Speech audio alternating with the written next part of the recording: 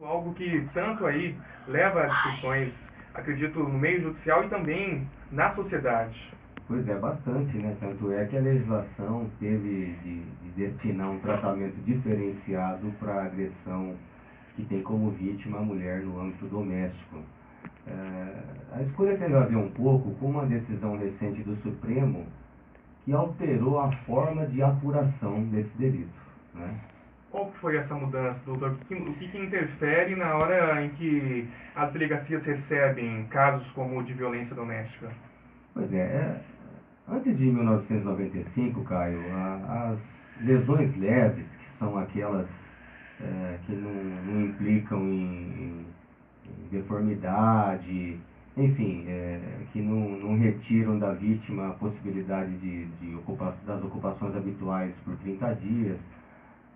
As mais corriqueiras, a partir de 95, elas passaram a ser apuradas apenas por meio de representação da vítima. O que acontecia antes? O indivíduo brigava num bar ou brigava dentro de casa com a família, a polícia era acionada e o agressor muitas vezes era preso em flagrante e a própria vítima não desejava isso. Isso sobrecarregava também as delegacias e a justiça. Então, a partir de 1995, com a edição da Lei 9.099, que instituiu os juizados especiais cíveis e criminais, as lesões leves passaram a ser apuradas apenas por meio de representação da vítima. Só que essa sistemática gerou problema a partir da edição da Lei Maria da Penha. Porque há casos em que as vítimas preferem não levar, né, a violência doméstica para a polícia. Pois é, com a edição da Lei Maria da Penha, que é a 11.340/2006, a nossa legislação passou a tratar das agressões no âmbito doméstico com maior severidade, não é? Mas, no que tange essa questão da representação, acabou não mudando nada, porque a mulher ainda continuava tendo de representar contra o seu agressor e continuava tendo a possibilidade de, em juízo, se retratar a respeito dessa representação. Então, muitas vezes a mulher até desejava a responsabilização do agressor, mas, pela dependência econômica, pelo temor e por outras várias razões, ela ou não representava ou se retratava. E a gente começou a observar, então, que a legislação foi alterada para coibir a violência doméstica, mas na prática isso era um empecilho à responsabilização dos agentes, né? Quando então o Supremo tomou uma decisão que veio a reverter esse quadro. Qual foi essa decisão, doutor? Pois é, o Supremo, nos autos da ação direta de inconstitucionalidade 4.424, decidiu que a violência doméstica não dependeria mais, como não depende atualmente, da representação da vítima para ser apurada. Quer dizer, ele deu uma interpretação à legislação no sentido de dispensar essa representação, que, em linhas gerais, a gente pode dizer que é a autorização da vítima. A vítima não precisa mais, como popularmente se diz, apresentar queixa contra o agressor. E, uma vez a situação de violência doméstica, uma vez conhecida da polícia, ela passa a ser apurável, independentemente da vontade da vítima. E também, depois que a situação vem ao conhecimento do judiciário, a vítima não pode retirar a queixa, que é uma expressão que popularmente é utilizada, né? Apesar que queixa tem um significado próprio no direito, mas a vítima não pode retirar a queixa. A vítima não pode se retratar, não pode voltar atrás. O que implica na responsabilização da gente, mesmo muitas vezes contra a vontade dela. Agora, é muito frequente, é comum situações de mulheres que sofreram violência doméstica e depois, com o processo já em andamento, ela tentar retirar ou voltar atrás, não querer mais levar esse caso à frente. É comum esse tipo de situação? Então, era bastante comum no que tange a retirar a representação, não é? Mas mesmo agora, com essa decisão do Supremo, mesmo que o judiciário já não dependa mais do posicionamento dela, é muito comum que a mulher tente alterar os fatos em si, né? Então ela em juízo, muitas vezes ela vem com uma versão absolutamente diferente daquela que forneceu na delegacia.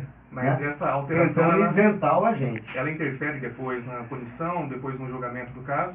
Pois no direito penal não existe uma hierarquia de provas, não existe uma prova mais importante do que a outra. Então, às vezes é possível, inclusive, condenar o agressor, mesmo que a vítima tente maquiar a situação, dizer lá que sofreu uma queda, que por isso foi que se machucou, ou às vezes dizer que ela mesma iniciou a agressão contra o companheiro e depois ele se manifestou, ele reagiu em legítima defesa, como muitas vezes acontece. Então, isso é importante deixar bem claro. Hoje, você, ouvinte, que tiver conhecimento de uma situação de violência doméstica, pode denunciar. Se a polícia chegar, encontrar indícios, encontrar a mulher lesionada, por exemplo, vai apresentar tudo isso na delegacia e às vezes, mesmo que a mulher negue a agressão, o fato vai ser apurado e a gente vai ser responsabilizado, porque há agressões, Caio, que deixam marcas, né, muito próprias, que a gente não vê, por exemplo, num acidente doméstico. Agora, qual que é a principal situação, qual é o principal motivo de algumas dessas mulheres terem a vontade de voltar atrás nesses casos? O que as leva a fazer? A gente até compreende que a mulher prefere dar uma segunda chance, que se tratou de um fato isolado.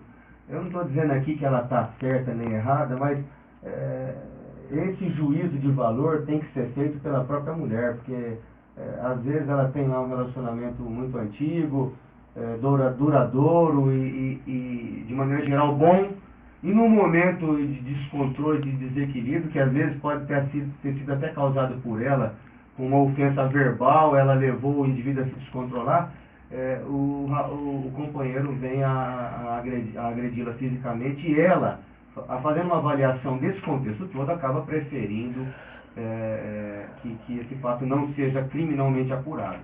Mas, por outro lado, existem situações de coação, de ameaças, né, do indivíduo que persegue a mulher na porta do trabalho, que segue a vítima pela cidade, e aí ela, como o Estado acaba não tendo um aparato para preservar 100% da segurança dela, isso não vai ser possível mesmo, ela acaba tentando evitar a responsabilização do companheiro.